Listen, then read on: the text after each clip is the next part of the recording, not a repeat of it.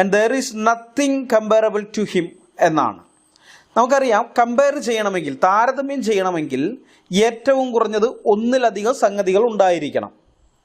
ഒരു സാധനത്തിന് മാത്രം നമുക്ക് താരതമ്യം ചെയ്യാൻ പറ്റില്ല. ഒന്ന് മറ്റൊന്ന്, ഇത് രണ്ടിനെയും കൂടി ചേർത്ത് വെച്ചാൽ നമുക്ക് താരതമ്യം ചെയ്യാൻ പറ്റുകയുള്ളൂ. And there is nothing comparable to him എന്നിവിടെ പറയുമ്പോൾ ഉദ്ദേശിക്കുന്നത് ഈ ലോകത്തുള്ള സകല മനുഷ്യരെയോ മറ്റ് ജീവജാലങ്ങളെയോ വസ്തുക്കളെയോ എന്തിനു വേണമെങ്കിലാകട്ടെ അതിനെല്ലാം എടുത്തുകൊണ്ട് വന്നാലും അവയിൽ ഒന്നുപോലും അള്ളാഹുവിനോട് തുല്യമായി വരില്ല എന്നാണ്.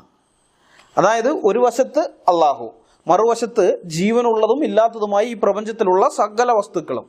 പ്രപഞ്ചത്തിലെ സകല വസ്തുക്കളും അടങ്ങിയ ആ കൂട്ടത്തിൽ നിന്ന് ഏതൊന്നിനെ എടുത്താലും അതൊന്നും അള്ളാഹുവിനോട് തുല്യമാകുകയില്ല എന്നാണ് ഇവിടെ പറയുന്നത്. എന്ന് വെച്ചാൽ സൂറ ഇഖ്ലാസിലെ ഈ 4-ാം വാക്യത്തിൽ അഹദുൻ എന്ന വാക്കിൻ്റെ അർത്ഥം കൂട്ടത്തിൽ ഒരുവൻ എന്നാണ്.